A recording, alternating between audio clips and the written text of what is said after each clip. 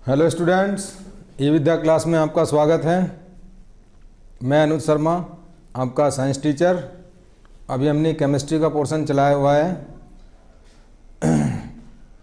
कल हमने डिस्कस की थी chapter number 2 acid base and salt. E Vidya class में आपका स्वागत है। मैं अनुज शर्मा। कल मैंने डिस्कस किया एसिड और बेस के बारे में। एसिड और बेस की मैंने कल आपको डेफिनेशन, रिएक्शन बताई और एसिड और बेस कितने टाइप के होते हैं, वीक और स्ट्रॉन्ग होते हैं, और इनकी काफ़ी कुछ रिएक्शंस बताई थी आपको बैलेंसिंग के साथ। बैलेंसिंग तो आप लोगों को आई गई होगी अच्छे से, 2-3 दिन से हम वही डिस्कस कर रहे हैं। और आपने ई विद्या ऐप डाउनलोड कर लिया होगा या विद्या क्वेश्चन बैंक होगा आपके पास, उससे इक्वेशन आप रिएक्शन बैलेंस कर रहे हैं और उसकी स्टडी कंटिन्यू रखें, क्योंकि 30 दिन के कोर्स में आपकी सेल्फ स्टडी बहुत ज़रूरी है।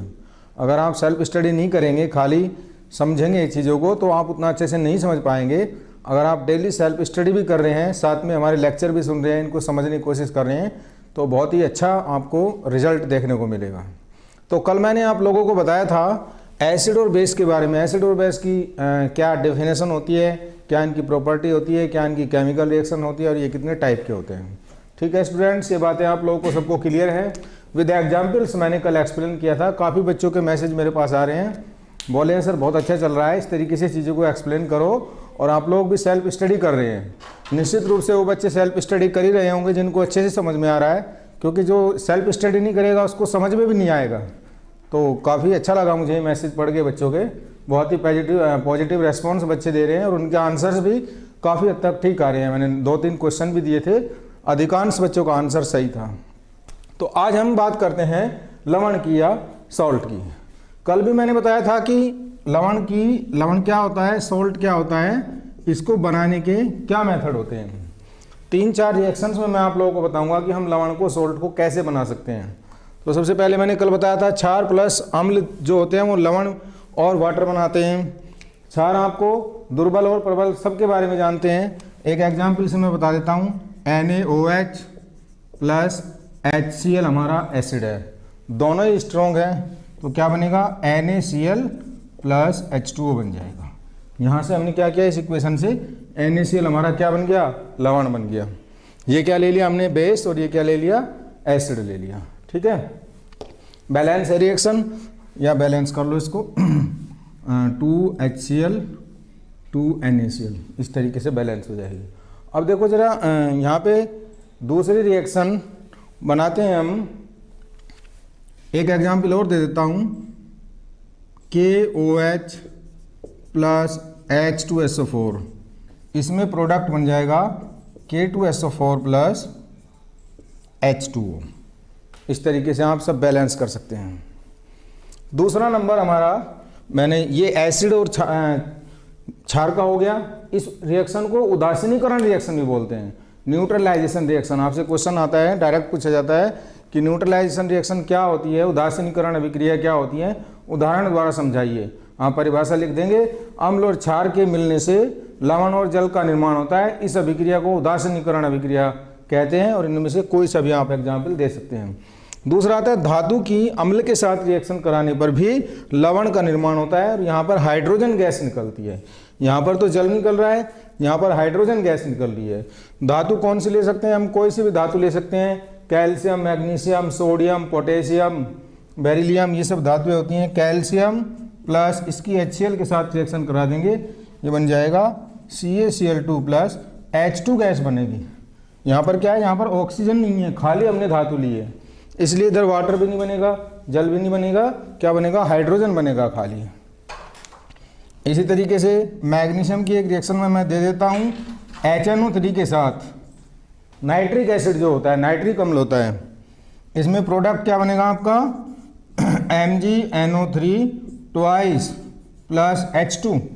ये फॉर्मूला सभी को बनाना आता है, ये इंपॉर्टेंट चीज़ है। कई बच्चे इसको खाली MgNO3 लिख देते हैं, that is wrong.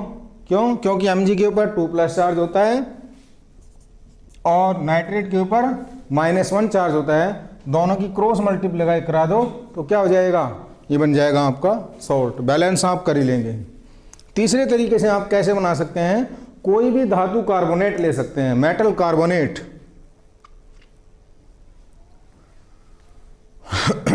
Metal carbonate, CaCO3 calcium carbonate. किसी बच्चे ने कल चौक का फॉर्मूला पूछा था, मैंने बताया था क्या होता है चौक का फॉर्मूला, कैल्शियम कार्बोनेट, धातु कार्बोनेट। और इसकी रिएक्शन आप किसी एसिड के साथ ले लो, HCl के साथ रिएक्शन कराएंगे तो क्या बन जाएगा, ये बन जाएगा CaCl2 plus H2O plus CO2। यहाँ पर CO2 गैस भी निकलेगी, ध्यान देने वाली बात है, क्योंकि कार्बोनेट के पास कार्बोनेट में हमारे पास क्या होता है, CO3 होता है, यहाँ पर CO2 गैस भी निकल जाएगी। आप CO2 गैस भी दिखा देंगे और रिएक्शन को बैलेंस कर देंगे, ठीक है। अब ये तो हो गया आपकी लवणों को बनाने की विधियाँ। अब दूसरी बात आती है, लवणों के प्रकार कितने होते हैं। 3 प्रकार के मैंने लवण लिखे हैं, एक अम्लीय लवण होता है, एक क्षारीय लवण होता है और एक उदासीन लवण होता है, ठीक है। न्यू स्टूडेंट राकेश गुप्ता, ध्यान से पढ़ो जरा, इधर ध्यान से देखते रहो सारी चीज़ों को, बीच में आते हैं थोड़ा कम समझ आता है, ट्राई टू अंडरस्टैंड। तो ये अम्लीय लवण, क्षारीय लवण और उदासीन लवण। हाँ शैलेंद्र सिंह, अभी बता रहा हूँ सूचक क्या है, कल भी तुमने क्वेश्चन पूछा था, आज अभी बताऊँगा इस टॉपिक के बाद। तो ये आपको कैसे मालूम पड़ेगा कि कौन सा लवण अम्लीय है, कौन सा क्षारीय है, कौन सा उदासीन है। 2-3 बातों का आपको ध्यान रखना है इसमें किसी भी अम्ल को बताने के लिए, कि क्या होता है कि अम्लीय लवण का मतलब होता है जिसमें अम्लीय पार्ट स्ट्रॉन्ग होता है, अम्लीय पार्ट प्रबल होता है। प्रबल अम्ल कौन कौन से होते हैं, HCl होता है, H2SO4 होता है, HNO3 होता है। तो ऐसा लवण जिसके निर्माण में प्रबल अम्ल लिया जाता है उसको बोलते हैं अम्लीय लवण। क्योंकि आप जानते हैं कि लवण किससे बन रहा है, लवण अम्ल और क्षार के मिलने से बन रहा है।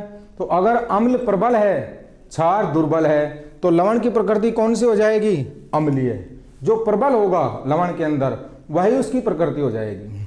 तो अम्लीय लवण की परिभाषा क्या होगी, वह लवण होता है जिसमें अम्लीय भाग प्रबल होता है और क्षारीय भाग दुर्बल होता है, उसको बोलते हैं अम्लीय लवण, ठीक है। दूसरे नंबर पर आता है क्षारीय लवण।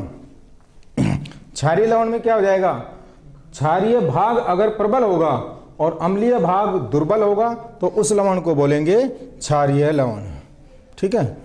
जल, विनय कुमार, जल न्यूट्रल होता है, कल भी मैंने बताया था, जो जल होता है H2O न्यूट्रल होता है। क्यों होता है न्यूट्रल, क्योंकि इसके अंदर H+ आयन भी होते हैं और OH आयन, दोनों आयन होते हैं, और दोनों मिलके क्या हो जाएगा, न्यूट्रल हो जाएगा। और वैसे भी इसकी pH इक्वल टू कितनी होती है, 7 होती है। तो किसी भी विलयन की जिसकी pH 7 होती है तो वो हमेशा उदासीन होता है। और इसका बेस्ट एग्जाम्पल जो होता है वो क्या होता है, वाटर होता है, ठीक है। अब आते हैं उदासीन लवण में। यहाँ पे दोनों चीज़ें समझ गए आप लोग। अम्लीय लवण की परिभाषा अभी एग्जाम्पल में बताऊंगा रिएक्शन के द्वारा, क्षारीय लवण की परिभाषा समझ गई। और उदासीन लवण, उदासीन लवण का मतलब होता है जिसकी pH जो होती है वो 7 होती है। इसकी pH 7 कब होगी, जब प्रबल अम्ल और प्रबल क्षार दोनों मिलेंगे, तो उस केस में क्या हो जाएगा, दोनों का उदासीनीकरण हो जाएगा, तो ये बन जाएगा pH इक्वल टू 7। अम्लीय लवण कब होगा, जब pH क्या होगी, pH 7 से कम होती है, pH लेस देन 7, pH 7 से कम होगी तो उस केस में क्या होता है, प्रकृति लवण की अम्लीय रहेगी। और जब pH 7 से ज़्यादा हो जाएगी तो उस केस में सॉल्यूशन क्या हो जाता है, हमारा जो सॉल्यूशन होगा वो कैसे हो जाएगा, क्षारीय हो जाएगा, ग्रेटर देन 7। अब मैं आपको एक एक एग्जाम्पल के द्वारा बता रहा हूँ, आप कैसे बताएंगे कि कौन सा लवण अम्लीय है, कौन सा क्षारीय है। ये रटने का क्वेश्चन नहीं है, समझने का क्वेश्चन है। थोड़ा ध्यान से समझिए इस चीज़ को।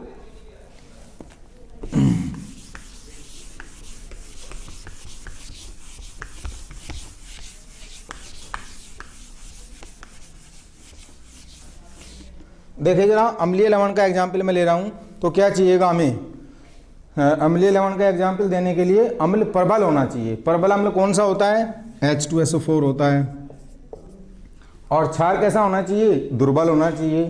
दुर्बल क्षार कौन सा होता है, AlOH थ्राइस, ये ले सकते हैं आप। तो अम्ल क्या हो गया हमारा, प्रबल हो गया, और क्षार क्या हो गया, दुर्बल हो गया।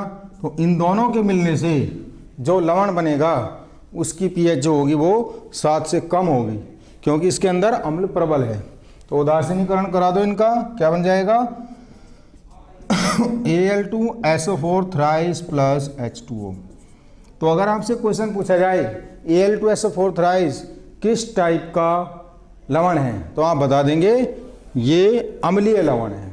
क्यों है मैं बता रहा हूँ, ध्यान से देख रहे हैं। क्योंकि जब ये बनता है इसका जो अम्ल होता है, इसको बनाने वाला जो अम्लीय भाग होता है वो क्या होता है, वो प्रबल होता है। ठीक है। अब दूसरे नंबर पे मैं क्षारीय लवण का उदाहरण दे रहा हूँ। क्षारीय लवण का एग्जाम्पल क्या होता है, जब क्षार प्रबल होगा अम्ल दुर्बल होगा। दुर्बल अम्ल का एग्जाम्पल कार्बोनिक एसिड होता है और प्रबल क्षार कौन सा होता है, NaOH। जी इस केस में जो pH होगी आपकी वो क्या हो जाएगी, दैट इज ग्रेटर दैन 7। क्यों, क्योंकि जो क्षार है वो प्रबल है और अम्ल क्या है, दुर्बल है। तो जो प्रबल होगा वो जीतेगा। तो जब इनके आयन बनेंगे तो यहाँ पर क्या बन गया, Na2CO3 प्लस H2O। तो सोडियम कार्बोनेट, आपसे क्वेश्चन पूछा जाएगा कि जो सोडियम कार्बोनेट होता है ये किस टाइप का लवण होता है, तो आप बता देंगे क्षारीय लवण होता है। क्यों होता है, क्योंकि इसके अंदर जो हमने क्षार लिया है, इसके निर्माण में जिस क्षार का प्रयोग किया गया है वो कैसा होता है, वो प्रबल होता है। ठीक है। अब उदासीन आता है। उदासीन लवण में pH हमेशा क्या रहनी है, 7 रहनी है। प्रबल क्षार हो सकता है, प्रबल अम्ल हो सकता है, या क्षार और अम्ल दोनों ही दुर्बल हो सकते हैं। दुर्बल अम्ल और दुर्बल क्षार की अभिक्रिया आप कराओगे तो उस केस में जो लवण बनेगा वो क्या हो जाएगा, उदासीन लवण हो जाएगा, क्योंकि उसकी pH हमेशा 7 रहती है। जैसे दोनों दुर्बल ले लो या दोनों प्रबल। एक एक एग्जाम्पल मैं एक दुर्बल का दे रहा हूँ, एक प्रबल का दे रहा हूँ। क्षार प्रबल क्या हो गया, NaOH। अम्ल प्रबल क्या हो गया, H2SO4। दोनों से मिलकर लवण कैसे बना, Na2SO4 प्लस H2O। ये कैसा लवण हो गया, ये उदासीन लवण हो गया। क्यों उदासीन लवण हो गया, क्योंकि दोनों ही प्रबल हैं। शैलेंद्र कुमार, दुर्बलता और प्रबलता को कैसे पहचानें। मैंने कल बताया था भैया कि दुर्बल अम्ल और प्रबल अम्ल कैसे होते हैं। वो एग्जाम्पल जो मैंने आपको बताए हैं उनको थोड़ा सा आप लर्न करो, याद करो, वो चीज़ें आपको याद करनी है। ठीक है, याद करोगे तभी आगे के क्वेश्चन सोल्व हो पाएंगे। इसलिए मैं कह रहा हूँ कि डेली की क्लास ज्वाइन करो। एक भी क्लास अगर आप मिस करोगे इंपॉर्टेंट पॉइंट छूट जाएगा आपका, तो क्या होगा, आगे की चीज़ें आपको समझ नहीं आएंगी। तो अभी जितनी भी क्लास 30 दिन चलेगी वो कंटिन्यू क्लास समझो। ये दुर्बलता प्रबलता, ये आपकी जो आपका विद्या का क्वेश्चन बैंक है उसके अंदर एक टेबल दी हुई है, दुर्बल अम्ल क्या होता है, प्रबल अम्ल क्या होता है। उसको आप टेबल बना लो और इन चीज़ों को 2-3 बार रिवाइज करोगे तो आप समझ जाओगे। बस इतनी बात से ध्यान रहेगा तुम्हें। तो ये आप पहचान गए, अम्ल भी प्रबल हो गया, क्षार भी प्रबल हो गया, तो दोनों मिलके क्या करेंगे, उदासीन लवण बनाएंगे और इसकी pH 7 होगी। किस तरीके से क्वेश्चन पूछा जा सकता है, कई तरीके से क्वेश्चन पूछा जा सकता है, आंसर सबका एक ही है। ठीक है, कैसे पूछा जा सकता है कि उदासीन लवण का उदाहरण बताओ, या आपसे क्वेश्चन ऐसे पूछा जा सकता है कि Na2SO4 किस प्रकार का अम्ल है, उदासीन अम्ल है या दुर्बल अम्ल है या उदासीन लवण है या क्षारीय लवण है या अम्लीय लवण है, या Na2SO4 के जलीय विलयन की pH क्या होगी। एक ही पॉइंट से आप क्या समझ गए, सारे के सारे क्वेश्चन सोल्व हो जाएंगे आपके। होंगे कब, जब आपको ये चीज़ें समझ में आएंगी। ठीक है कपिल कुमार, समझ रहे हो तुम, ध्यान रखो। अब मैं एक एग्जाम्पल ले लेता हूँ दोनों दुर्बल का। ये तो दोनों प्रबल मैंने ले लिया है, अब दोनों दुर्बल ले लेता हूँ। दुर्बल ही अम्ल है और दुर्बल ही क्षार है। तो दुर्बल अम्ल का एग्जाम्पल बताएं भाई। दुर्बल अम्ल का एग्जाम्पल कोई बच्चा।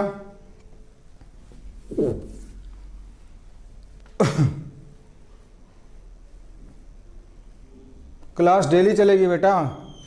बबलू यादव, 30 दिन तक का कोर्स है, डेली ज्वाइन करो इसको।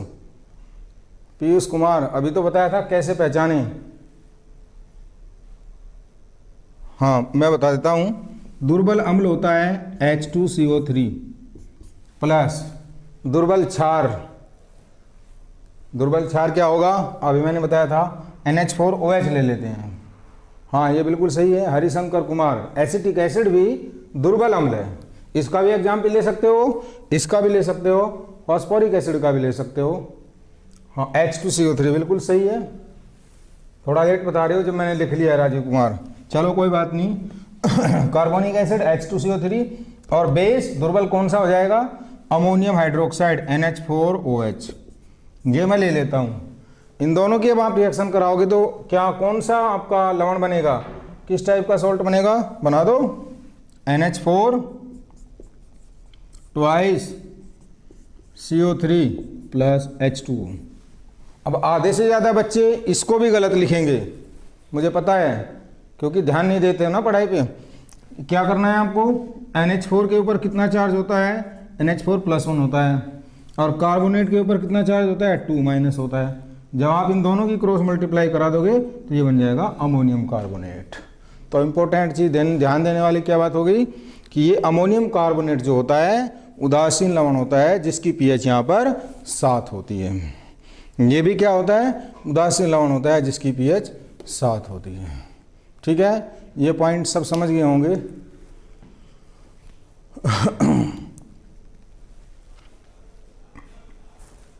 ठीक है,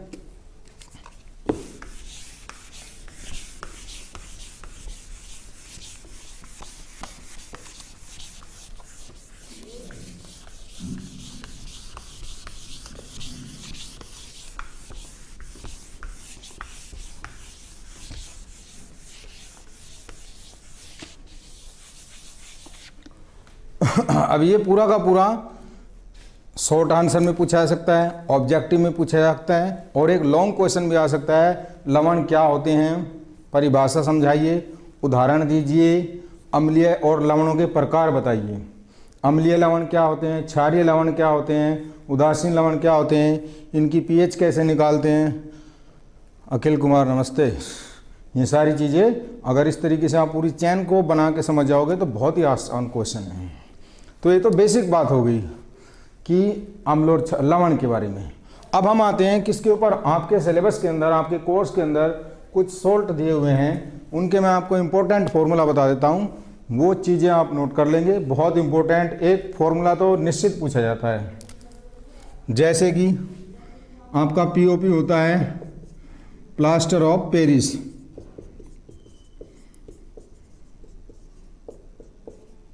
सभी बच्चों को इसका फॉर्मूला याद होना चाहिए, सबको पता होगा। CaSO4 डॉट हाफ H2O, बहुत इंपॉर्टेंट है। ठीक है, इसके बाद जिप्सम, जिप्सम का formula CaSO4 dot 2H2O, important point है ये भी। ब्लीचिंग पाउडर होता है व्यंजक चूर्ण। ये सारी चीज़ें अभी डिस्कस करेंगे, इनकी रिएक्शंस बताएंगे और इनके बनाने की विधियाँ क्या होती हैं और इनकी विशेषताएं क्या होती हैं। व्यंजक चूर्ण का फॉर्मूला सब जानते हैं, CaOCl2। वॉशिंग सोडा होता है, कल भी कई बच्चों ने पूछा हुआ था, धावन सोडा या वॉशिंग सोडा क्या होता है, Na2CO3 डॉट 10H2O, ये होता है धावन सोडा या वॉशिंग सोडा। जिप्सम किस जिप्सम से बनता है सचिन? हाँ, ये जो बनता है POP, जो प्लास्टर ऑफ पेरिस होता है, ये जिप्सम से बनता है, और जिप्सम जो बनता है वो प्लास्टर ऑफ पेरिस से होता है। दोनों एक दूसरे से बनते हैं। इसको अगर गर्म कर दोगे तो ये बन जाएगा, और इसमें अगर वाटर मिला दोगे तो ये बन जाएगा। बस एक ही रिएक्शन है, ध्यान से एक रिएक्शन तैयार कर लोगे तो दोनों का आंसर तैयार हो जाएगा। इसके बाद बेकिंग सोडा आता है आपका, जो बेकिंग खाने का सोडा जिसको बोलते हैं, जिसको हम घरों में यूज करते हैं खाने में मिलाने के लिए, ब्रेड वगैरह बनाते हैं, सब्जी में डालते हैं, वो क्या होता है NaHCO3। एक आपका इंपॉर्टेंट फॉर्मूला होता है नीला थोता। ये सारे के सारे फॉर्मूले आपको याद होने चाहिए, कहीं भी क्वेश्चन पूछा जा सकता है। इसका फॉर्मूला होता है नीला थोता का CuSO4 डॉट 5H2O। ठीक है, यही आपके इसमें सिलेबस में कुछ सॉल्ट दिए हुए हैं, जिनमें आपको क्या है, बनाने की विधियाँ आनी चाहिए, इनकी विशेषताएं आनी चाहिए, इनकी रासायनिक समीकरण संतुलित अवस्था में किसी भी तरीके से क्वेश्चन पूछा जा सकता है। ऐसे पूछा जा सकता है कि क्या होता है जब आप जिप्सम को गर्म करते हैं तो क्या होता है, आपका POP बनता है, या POP को वाटर के साथ रिएक्शन करा देते हैं तो क्या बनता है, जिप्सम बनता है। और आपका ब्लीचिंग पाउडर जो होता है ये वाला ये बिल्कुल इसी से बनता है। कैसे इसको बनाते हैं और क्या इसकी रिएक्शन होती है। लाल दवा का सूत्र, शैलेंद्र सिंह, लाल दवा, चलो लाल दवा भी बता देता हूँ। पोटेशियम परमैंगनेट जो होती है KMnO4, ये आपका लाल दवा का सूत्र होता है। कहाँ यूज होता है? ये इंसेक्टिसाइड्स होता है, घाव वगैरह को धोने के लिए। घाव में कीटाणु वगैरह हो जाते हैं, बैक्टीरिया वायरस डेवलप कर जाते हैं, उनको धोने के लिए इस दवा से धो देते हैं। ये उसी के लिए काम आता है। POP किस काम आता है अभी बता रहा हूँ, पूरी डिटेल बता रहा हूँ। तो ये मैंने इंपॉर्टेंट फॉर्मूले बताए जो आपके सिलेबस में दिए हुए हैं, इनको आपको एक एक करके स्टडी कर रहे हैं अभी। अब एक चीज़ यहाँ पे ध्यान देने वाली बात है ये जो फॉर्मूला है इसके साथ में जो .H2O लगाया हुआ है, इसका मीनिंग क्या होता है? ये होता है वाटर ऑफ क्रिस्टलाइजेशन। ये क्रिस्टलीकरण का जो जल होता है। ग्लूकोज का फॉर्मूला संजय नामदेव, सुक्रोज और ग्लूकोज का एक ही फॉर्मूला होता है C6H12O6। ग्लूकोज और फ्रक्टोज ये दोनों क्या होते हैं? एक ही बात होती है। ग्लूकोज का फॉर्मूला बोल दो इसको, या फ्रक्टोज को बोल दो। ब्लड शुगर भी बोलते हैं इसको, और फलों की शुगर भी बोलते हैं, ये वाला होता है। ठीक है। अब मैं बता रहा था आपको, ये जो क्रिस्टलीकरण का जो जल होता है, ये जो डॉट लगा के वाटर लिखा जाता है, इसका मीनिंग क्या होता है? इसका मीनिंग होता है कि ये जो वाटर यहाँ पे दिख रहा है, ये वाला वाटर इसके क्रिस्टल के अंदर होता है। क्योंकि कोई भी पदार्थ जो बना है वो छोटे छोटे,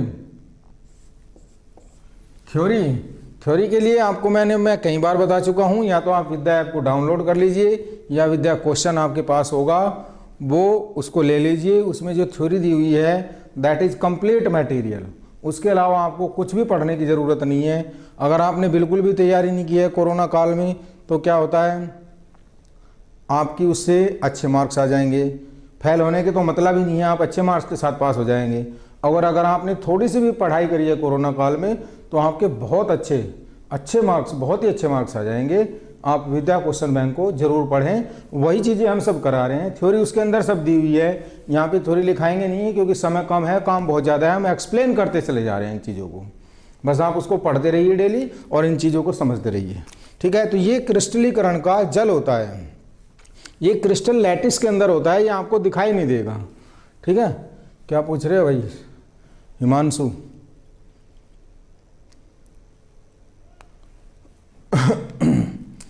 विद्या ऐप में नहीं, उसमें जो विद्या का क्वेश्चन बैंक है उसमें बहुत सारे क्वेश्चन दिए हुए हैं, ऑब्जेक्टिव भी क्वेश्चन दिए हुए हैं, और उसके अंदर सब्जेक्टिव भी हैं, शॉर्ट आंसर क्वेश्चन भी हैं, और उनके सामने सबके मार्क्स दिए हुए हैं। क्रिस्टलीकरण का क्या होता है? क्रिस्टलीकरण जो होता है, छोटे छोटे क्रिस्टल से मिलकर कोई पदार्थ बनता है। उनके अंदर क्या होते हैं, इस तरीके से कोई भी पदार्थ जो होता है क्रिस्टलों से, आयनों से मिलकर बना होता है। और ये चीज़ें जो होती हैं इस तरीके से आपस में इनमें अट्रैक्शन फोर्स लगता है, आकर्षण बल लगता है, जिसकी वजह से छोटे छोटे कणों के रूप में इकट्ठे हो जाते हैं, और इसको बोलते हैं क्रिस्टलीकरण का जल या वाटर ऑफ क्रिस्टलाइजेशन। ठीक है। अब मैं एक एक करके डिस्कस कर रहा हूँ, आप लोग थोड़ा ध्यान से सुनेंगे।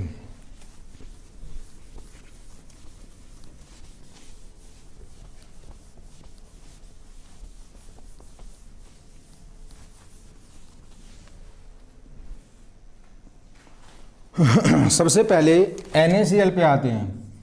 NaCl आप जानते हो क्या होता है? सामान्य लवण होता है जो हम घरों में यूज करते हैं, सब्जी वगैरह बनाते हैं, सब्जियों में जो भी नमक डाला जाता है वो NaCl होता है।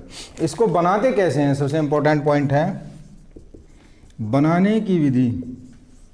बनाने की एक ही विधि होती है। आप लोग जानते हो कि समुद्र के पानी के अंदर नमक भरा हुआ होता है, खारा होता है, तो उसमें से जो समुद्र का पानी लिया जाता है, समुद्र के पानी को निकाल लिया जाता है और उसको क्या करते हैं, गर्म करते रहते हैं। काफ़ी देर तक गर्म करने पे उसमें सारा का सारा जो पानी होता है वो तो वाष्पित होकर उड़ जाएगा, और पीछे क्या बनेगा, नमक बन जाएगा, और उस सॉल्ट को प्योरीफाई कर लेते हैं, शुद्धिकरण कर लेते हैं उसको, सोडियम क्लोराइड। ये इसकी बनाने की विधि होती है। अब इसकी जो यूज कहाँ कहाँ होते हैं, ये इंपॉर्टेंट चीज़ है।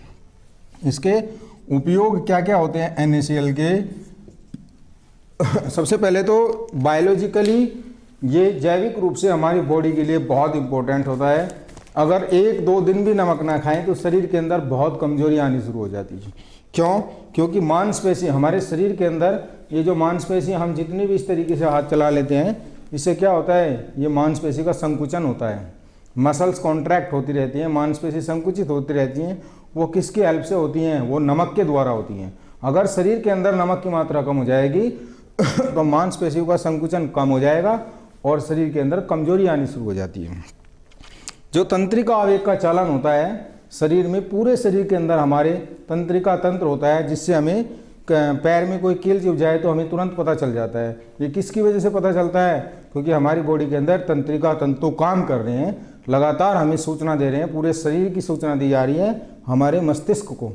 तो ये भी किसके द्वारा होता है? ये भी सोडियम आयन की सहायता से होता है। अगर सोडियम आयन की बॉडी के अंदर या सोडियम क्लोराइड की कमी हो जाएगी तो तंत्रिका तंतु काम करना बंद कर देते हैं या कम कर देते हैं, जिससे हमें पता नहीं चलता, हमारी संवेदनशीलता जो होती है वो कम होती चली जाती है।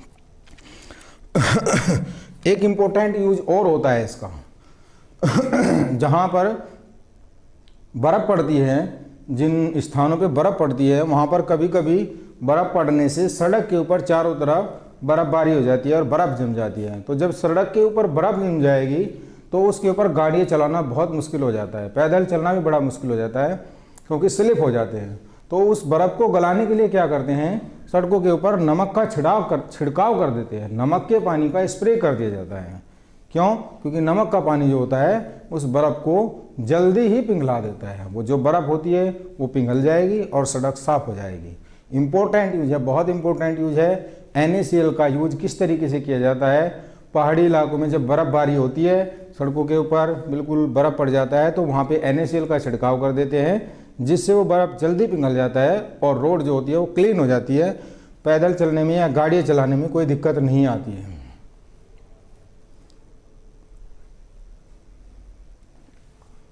ठीक है अनुराग, समझ रहे हो? न्यूरॉन सिस्टम बिल्कुल सही है। हरीश चौधरी बिल्कुल सही। अब इसके अंदर इम्पोर्टेंट यूज इसका एक होता है वॉशिंग सोडा, धावन सोडा बनाने में भी होता है। बहुत इंपॉर्टेंट कंपाउंड है जो आपका निश्चित रूप से आने वाला क्वेश्चन है। Na2CO3.10H2 ये धावन सोडा होता है, आपका वॉशिंग सोडा होता है।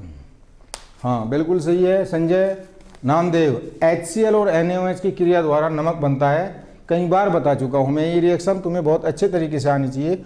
हरिशंकर कुमार का आंसर भी बिल्कुल सही है।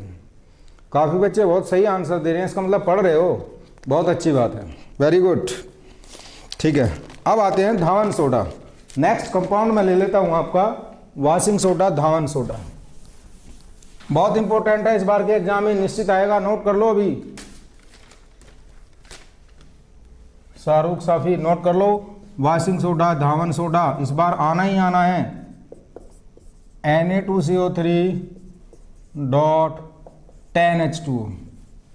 सबसे पहले वही बनाने की विधि क्या होती है, निर्माण कैसे करते हैं, इसको बनाने के लिए एक प्रक्रम होता है, बहुत इंपॉर्टेंट होता है, उसको बोलते हैं, बताएगा कोई बच्चा?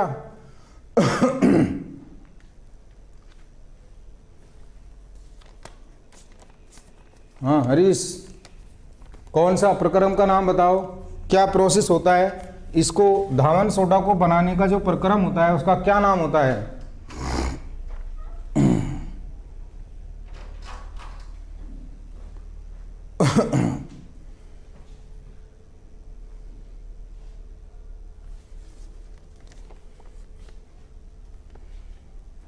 प्रक्रम का नाम बताओ, प्रक्रम का नाम, प्रोसेस क्या होता है, वो प्रक्रम क्या होता है? कोई बात नहीं, मैं बता देता हूँ, टाइम कम है बहुत ज़्यादा। ये होता है सोलवे प्रक्रम। सोलवे प्रक्रम द्वारा धावन सोडा का निर्माण किया जाता है। और इसके अंदर कौन कौन सी क्या रिएक्शंस होती हैं, कच्चा माल क्या क्या होता है इसके अंदर, वो मैं बता देता हूँ। कौन कौन सी चीज़ों की हमें ज़रूरत होती है? एक तो 30% NaCl का सॉल्यूशन चाहिए, इसको बोलते हैं ब्रायन विलियन। बहुत इंपॉर्टेंट क्वेश्चन है, 1 नंबर में पक्का आएगा, इस बार बहुत बार आता है, वेरी वेरी इंपॉर्टेंट, नोट कर लो। 30% NaCl सॉल्यूशन जो होता है ये किसका, ब्रायन विलियन बोलता है, इसको बोलते हैं ब्रायन विलियन। ठीक है, और इसके साथ साथ क्या क्या चाहिए हमें, अमोनिया चाहिए और CO2 चाहिए। अब कौन कौन से स्टेप में Na2CO3.10H2 बनाते हैं? पहला पद होता है, पहली रिएक्शन होती है NaCl की रिएक्शन करा देते हैं हम अमोनिया के साथ और CO2 के साथ और वाटर के साथ। तो हमारा जो पहला प्रोडक्ट बनता है बेकिंग सोडा बनेगा। जो बेकिंग सोडा होता है, खाने का सोडा जो होता है, जिसके साथ बन जाएगा अमोनियम क्लोराइड NH4Cl, ये कंपाउंड बन जाएंगे। ठीक है। दूसरे स्टेप में हम क्या करेंगे, ये जो NaHCO3 है, जो बेकिंग सोडा है, इसको गर्म कर देंगे। हीट करने पर क्या बन जाएगा Na2CO3 प्लस H2O, ये बन गया हमारा सोडियम कार्बोनेट। लेकिन अभी इसके अंदर 10 वाटर मॉलिक्यूल नहीं है, 10 H2O नहीं है। तो क्या करेंगे, इस Na2CO3 को तीसरी इक्वेशन के अंदर वाटर के साथ रिएक्ट करा देंगे प्लस 10 H2O, ये बन जाएगा Na2CO3.10H2O। This is the formula of washing soda, Dhawan soda. इस तरीके से क्वेश्चन आपसे कैसे पूछा जाएगा, धावन सोडा क्या होता है या किस प्रक्रम द्वारा बनाया जाता है, इसको बताइए। सॉल्व प्रक्रम होता है, 3 अभिक्रिया होती है, तीनों रिएक्शन आप डायरेक्ट लिख दोगे। इस तरीके से आप धावन सोडा के निर्माण को कर सकते हैं। अब इसके यूज कहाँ कहाँ होते हैं, उपयोग मैं बता देता हूँ, एक बार उपयोग समझ लो, इसके इंपॉर्टेंट होते हैं। कहाँ कहाँ होते हैं। इसका उपयोग जो होता है साबुन बनाने में किया जाता है, कांच बनाने में, ग्लास बनाने में किया जाता है, कागज़ बनाने में किया जाता है और बेकिंग सोडा बनाने में किया जाता है। और एक बहुत इंपॉर्टेंट यूज होता है इसका, जल की कठोरता दूर करने के लिए किया जाता है। जल के अंदर आप लोग जानते हैं बहुत सारे मिनरल्स घुले हुए होते हैं, कैल्शियम, मैग्नीशियम के कार्बोनेट, बाइकार्बोनेट घुले हुए होते हैं, जिनकी वजह से जल जो होता है, पीने वाला जो जल होता है हमारा, ड्रिंकिंग वाटर होता है, वो कठोर हो जाता है और हमारी बॉडी में प्रॉब्लम करता है, समस्या पैदा कर देता है, बीमारियां पैदा कर देता है। इसलिए उस जल को शुद्ध करने के लिए हम क्या इस्तेमाल करते हैं, धावन सोडा का इस्तेमाल किया जाता है। दूसरा नंबर इम्पोर्टेंट है कास्टिक सोडा। NaOH के बारे में मैं बता देता हूँ कैसे बनाते हैं, क्या इसकी विधि होती है।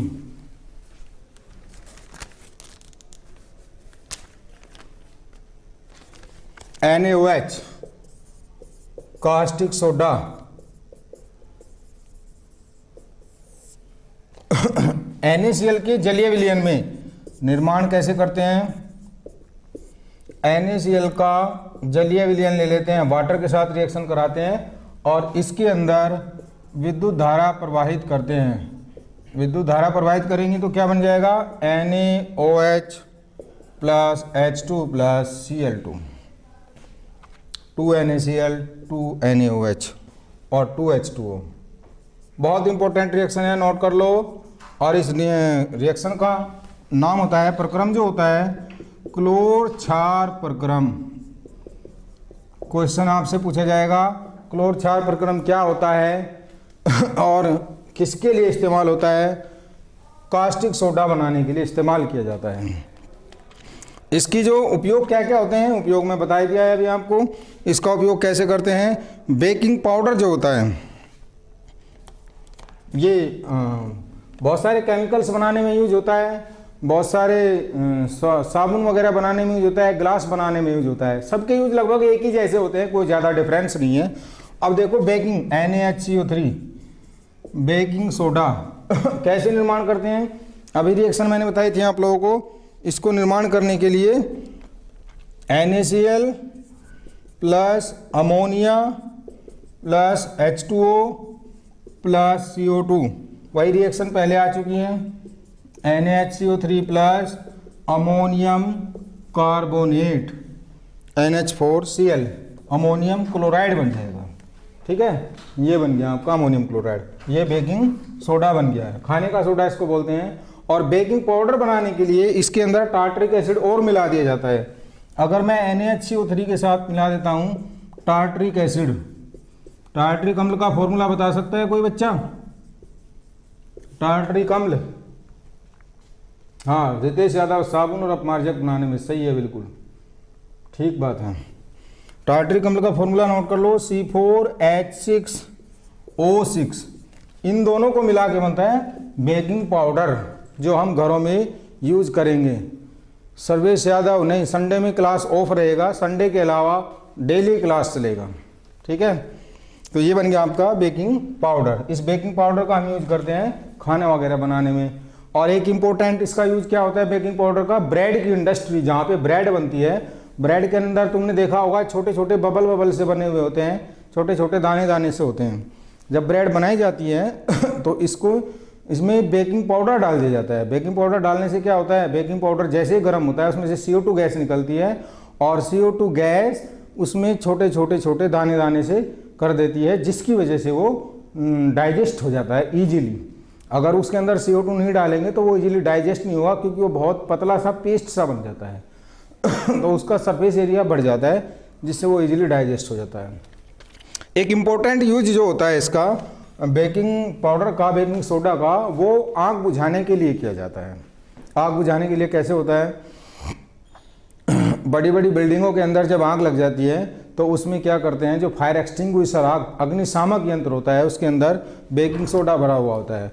बेकिंग सोडा का स्प्रे कर देते हैं आग के चारों तरफ, जिससे कि वो चारों तरफ से आग को घेर लेता है। और बेकिंग सोडा गर्म होता है तो उसमें से कौन सी गैस निकलती है, CO2 गैस निकलती है, और वो CO2 गैस आग को चारों तरफ से घेर लेगी, और जो आग होगी उसको ऑक्सीजन नहीं मिल पाएगी।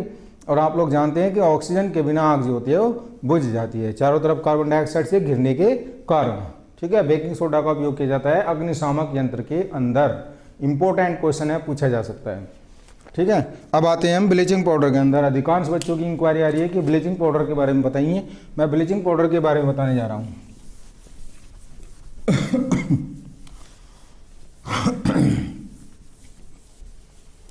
ब्लीचिंग पाउडर चर्म रोग के उपचार में किया जाता है। संजय बिल्कुल सही है।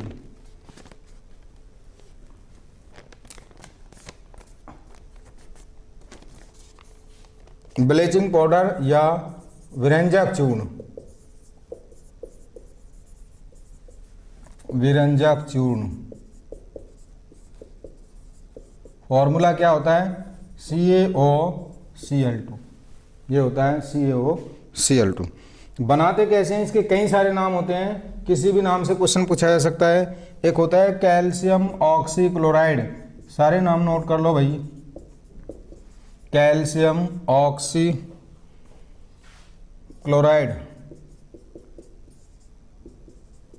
एक नाम इसका कैल्शियम हाइपोक्लोराइट भी होता है, कैल्शियम हाइपोक्लोराइट। और इसको आप क्लोराइड ऑफ लाइम का क्लोराइड भी बोल सकते हैं, लाइम क्लोराइड। किसी भी नाम से क्वेश्चन पूछ सकते हैं, इंपॉर्टेंट क्वेश्चन है। ठीक है, हरीशचंद्र वर्मा। तो निर्माण कैसे करते हैं इसका, बनाने की क्या विधि होती है, इंपॉर्टेंट एक ही विधि होती है, उसको देख लो। CaOH ट्वाइस की रिएक्शन करा देते हैं Cl2 के साथ, बन जाएगा CaOCl2 plus H2O। Important, CaCl और OCl, इस तरीके से आप इसको फॉर्मूले को लिख सकते हो। ये आपका विरंजक चूर्ण होता है। काफ़ी बच्चों ने बहुत बार इसका क्वेश्चन पूछा है, सभी को क्लियर हो गया होगा मेरे ख्याल से। ठीक है अब इसके जो क्या क्या इसके यूज होते हैं, बस क्वेश्चन यही आता है कि विरंजक चूर्ण क्या होता है, इसको बनाने की विधि बताइए और इसके क्या क्या उपयोग होते हैं। तो यूज वही होते हैं इसके। इसका सबसे इम्पोर्टेंट यूज होता है विरंजन। विरंजन का मतलब होता है रंग को उड़ाने के लिए किया जाता है। कपड़ों वगैरह के ऊपर तुमने देखा होगा कि किसी एक कपड़े के ऊपर से एक रंग उड़ा के दूसरा रंग लगा दिया जाता है उसके ऊपर। क्या करते हैं, जब कपड़े के ऊपर रंग चढ़ाना होता है कोई भी, तो उसको विरंजक चूर्ण के अंदर डाल देते हैं, तो सबसे पहले उसका रंग छूट जाएगा, फिर उसके बाद जो उसके ऊपर कलर चढ़ाना होता है वो उसको कलर चढ़ा सकते हैं। तो कपड़ों के कागज़ के विरंजन में काम आता है। ठीक है, क्लोरोफॉर्म के निर्माण में भी काम आता है। और ये एक इसका इम्पोर्टेंट यूज होता है पीने का पानी का, जो होता है ड्रिंकिंग वाटर होता है हमारा, जो घर शहरों में जो टंकी से पानी आता है उसके अंदर ब्लीचिंग पाउडर पास किया जाता है, क्योंकि ब्लीचिंग पाउडर की वाटर के साथ रिएक्शन कराने से Cl2 गैस निकलती है, और ये Cl2 गैस जो होती है उसके अंदर जितने भी कीटाणु होते हैं, बैक्टीरिया, वायरस या फंगस, वो भी होता है, वो सब को नष्ट कर देती है, और जो पीने का पानी होता है वो शुद्ध हो जाता है। ठीक है, ये बात सभी को क्लियर है। अब इम्पोर्टेंट एक पॉइंट और बचता है, एक टॉपिक और आपका, पीओपी और जिप्सम। जिप्सम का कैसे यूज करते हैं, पहले मैं पीओपी बता देता हूँ, दोनों इकट्ठे हो जाएंगे, पीओपी एंड जिप्सम। पीओपी का फॉर्मूला पता है आपको, CaSO4 डॉट हाफ H2O। कहीं कहीं ऐसा भी लिखा होगा 2CaSO4 डॉट H2O, एक ही बात है, ठीक है। और CaSO4 डॉट 2H2O ये आपका जिप्सम होता है। तो पीओपी निर्माण कैसे करते हैं, सबसे पहले पीओपी का निर्माण देख लो। पीओपी का जो निर्माण करते हैं, जिप्सम को गर्म कर देते हैं, सीधी सी बात है। CaSO4 डॉट 2H2O को हीट कर दो आप, कितना टेम्परेचर, 373 केल्विन पर। और क्या मिल जाएगा आपको, CaSO4 dot half H2O plus 3/2 H2O। This is the formula of POP, important चीज़ है। अब इस तरीके से इस पीओपी से जिप्सम बनाया जाता है। पीओपी से जिप्सम कैसे बनाते हैं, साथ साथ में इसकी इक्वेशन दे देता हूँ जिप्सम बनाने की। CaSO4 डॉट हाफ H2O, इसके अंदर क्या करो, प्लस 3/2 H2O वाटर डाल दो, ये आपका वापस ये बन जाएगा CaSO4 डॉट 2H2O। दोनों ही रिएक्शन दोनों तरीके से हो सकती हैं, इधर से इधर भी जा सकती हैं और इधर से इधर भी जा सकती हैं। इस तरीके से आप रिएक्शन बना सकते हो पीओपी की और जिप्सम की भी। अब पीओपी के यूज क्या होते हैं, पीओपी के यूज मैं बता देता हूँ आपको। डिजाइन, छतों के ऊपर, दीवारों के ऊपर जो डिजाइनिंग बनाई जाती है वो सब किसकी हेल्प से होता है, पीओपी होता है, क्योंकि ये हार्ड मास होता है, ठोस मास होता है। और इसका सबसे ज़्यादा इंपॉर्टेंट यूज होता है, हड्डियाँ जब टूट जाती हैं, हड्डियों के अंदर फ्रैक्चर हो जाता है, तो हड्डी जोड़ने के लिए जो प्लास्टर किया जाता है बॉडी के ऊपर, वो किसका होता है, वो पीओपी का होता है। हड्डी को जोड़ के पीओपी को गीला करके डॉक्टर लोग क्या होते हैं, उस जहाँ फ्रैक्चर होता है उसके ऊपर उसको जमा देते हैं। कुछ टाइम बाद वो हार्ड हो जाता है और हड्डी जो होती है धीरे धीरे कुछ दिन बाद जुड़ जाती है, बाद में उसको काट के हटा दिया जाता है। तो बोन फ्रैक्चर, टूटी हुई हड्डियों को जोड़ने के लिए पीओपी का इस्तेमाल किया जाता है प्लास्टर के रूप में, और मूर्तियाँ वगैरह बनाने के काम आता है और खिलौने बनाने के काम आता है, ठीक है। जिप्सम का यूज क्या होता है, जिप्सम भी दीवारों पे, छतों पे डिजाइन बनाने के काम आता है और खिलौने बनाने के काम आता है। ये सारी चीज़ें एक दूसरे से जुड़ी हुई हैं, आप इन पॉइंट्स को तैयार करें। एक इम्पोर्टेंट पॉइंट और है इसमें, वो जो ये जो पीओपी होता है, अगर इसको मैं 373 डिग्री से ऊपर गर्म कर देता हूँ, ग्रेटर देन 373 केल्विन, तो इसमें से ये जो हाफ H2O होता है ये भी निकल जाएगा। ये निकल जाएगा तो क्या बनेगा, CaSO4 प्लस हाफ H2O। इसको बोलते हैं dead burnt plaster. Dead burnt plaster, Hindi में क्या बोलेंगे, मृत जला हुआ प्लास्टर। जो पीओपी होता है उसको आप बहुत गर्म कर दो तो ये निकल जाएगा डेड बर्न्ट प्लास्टर। अच्छा, पीओपी का नाम जो हम इस्तेमाल करें, plaster of Paris. Paris word क्यों इस्तेमाल हुआ है इसके अंदर, जानते हो तुम लोग? पेरिस वर्ड इसलिए यूज किया है क्योंकि फर्स्ट टाइम ये जब बनाया गया था तो पेरिस में एक पत्थर मिलता है, वहाँ ये बनाया गया था, इसलिए फर्स्ट टाइम ये पेरिस में बनाया गया था, इसलिए इसके नाम के सामने जोड़ दिया गया प्लास्टर ऑफ पेरिस। क्वेश्चन आया हुआ है इम्पोर्टेंट कि प्लास्टर ऑफ पेरिस क्या होता है। शैलेंद्र सिंह अभी बता रहा हूँ क्रिस्टलन जल क्या होता है। जो प्लास्टर ऑफ पेरिस जो होता है फर्स्ट टाइम पेरिस में बना था, इसलिए इसको प्लास्टर ऑफ पेरिस बोला जाता है, ठीक है।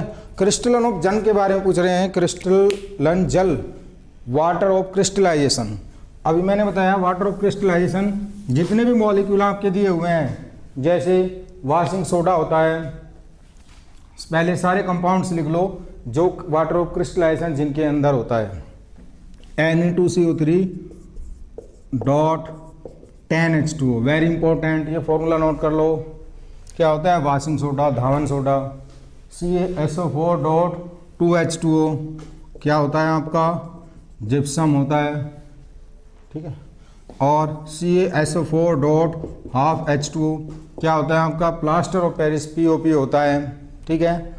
और बेकिंग सोडा जो होता है NaHCO3 ये बेकिंग सोडा होता है, इसके अंदर वाटर नहीं होता, गलती से मत लिख देना, गलत हो जाएगा। इसके अलावा CuSO4.5H2 होता है, नीला थोता जहर होता है, पॉइजन का काम करता है, गलती से कोई खा ले तो बचेगा नहीं, ठीक है। ये हो गया आपका नीला थोता। एक इप्सम लवण होता है, इप्सम लवण, इप्सम लवण बताएगा कोई इप्सम लवण का formula? Anybody? Pradeep Kumar, Epson लवण का सूत्र बनाओ। इप्सम लवण के अलावा और कौन सा होता है? मैं बता देता हूं, MgSO4.7H2O।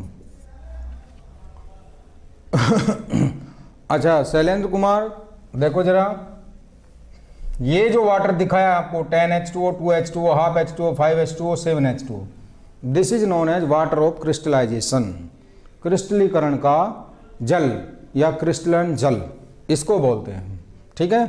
इसको ये फॉर्मूले आपको रटे हुए होने चाहिए, लिस्ट बना लो, सारे के सारे फॉर्मूले आपको बहुत अच्छे तरीके से याद होने चाहिए। राकेश गुप्ता, केमिस्ट्री तुम्हारी ये 30 दिन तक चलेगी, इसके अंदर कंप्लीट केमिस्ट्री के 5 टॉपिक चैप्टर कराएंगे, इसके बाद फिर फिजिक्स के कराएंगे और इसके बाद फिर सारी की सारी बायोलॉजी कराई जाएगी। ये कंप्लीट साइंस जो है तुम्हारी 25 से 30 दिन के अंदर कराई जाएगी। ये 30 दिन का आपका क्रैश कोर्स है जो ई विद्या के द्वारा चलाया गया है। वो किस लिए चलाया गया है? ताकि आप लोग बहुत कम समय में बहुत अच्छे से सब्जेक्ट को तैयार कर सको, आप क्वेश्चन अच्छे से तैयार कर सको और उनको रिएक्शन जो आपको लिखनी है वो हमेशा बैलेंस देनी है। बैलेंस रिएक्शन दोगे तभी आपका इक्वेशन जो है आपकी रिएक्शन सही मानी जाएगी। और आप लोग सेल्फ स्टडी ज़रूर करते रहें घर पे। सेल्फ स्टडी के साथ साथ विद्या का जो क्वेश्चन बैंक है वो क्वेश्चन बैंक आप सभी के पास होगा या विद्या ऐप डाउनलोड किया हुआ होगा। इन क्वेश्चंस को आप प्रैक्टिस करें बार बार, क्योंकि आप लोगों की सेल्फ स्टडी के बिना कुछ नहीं होने वाला। हम सिर्फ हेल्प कर सकते हैं, आप लोगों को चीज़ें एक्सप्लेन कर रहे हैं। अगर आप ध्यान से समझ रहे हो इन चीज़ों को तो आप क्वेश्चन आंसर लिखने में आपको कोई प्रॉब्लम नहीं होगी और जो सब्जेक्ट में मटेरियल दिया हुआ है वो आप बहुत अच्छे से समझ जाएंगे, ठीक है। एग्ज़ाम भी हो जाएगा बेटा, डेट आ जाएगी, तुम पढ़ाई करते रहो अपनी। इस बात से मत सोचो कि कब होगा एग्ज़ाम, जब भी होगा अच्छा ही होगा अगर तुम कंटिन्यू अपनी सेल्फ स्टडी कर रहे हो तो, ठीक है। तो इस फॉर्मूले में मेरे ख्याल से किसी को कोई डाउट नहीं होगा। ये जो बेकिंग सोडा वाला होता है ये बस यहाँ पे इसका थोड़ा सा ध्यान रखना है। ये जो 2 रिएक्शन मैंने बताई हैं इसके 2 यूज मैंने बताए हैं आप लोगों को, एक बार फिर मैं रिवाइज करा रहा हूँ।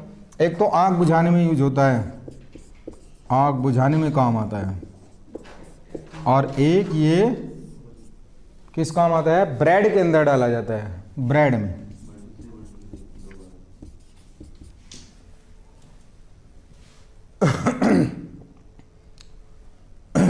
संजय नामदेव टेस्ट के बारे में भी बता देंगे, तुम्हारा ऑनलाइन टेस्ट करवा देंगे, एक टेस्ट रख देंगे ऑनलाइन। तुम लोग अपने आप इसको तैयार करते रहो, जितना पोर्शन हो गया है इसको पढ़ते रहो। आग बुझाने में कैसे? जैसे ही आग लगेगी आपने क्या किया? बेकिंग पाउडर को स्प्रे करा दिया जहाँ पे आग लगी है, तो टेम्परेचर मिलते ही बेकिंग पाउडर टूट जाएगा। बेकिंग पाउडर से टूटेगा तो क्या बनेगा? उसमें से CO2 गैस निकलेगी, और ये जो CO2 गैस होती है चारों तरफ से आग को घेर लेता है, चारों तरफ से आग को घेर लेगा। उसके ऊपर CO2 गैस होगी और वो CO2 गैस क्या करेगी? जो बेकिंग सोडा को ऑक्सीजन नहीं मिलने देगी। आपके बेकिंग जो आग लगी हुई है, आग को ऑक्सीजन नहीं मिलेगी तो कुछ टाइम बाद आग जो है बंद हो जाएगी।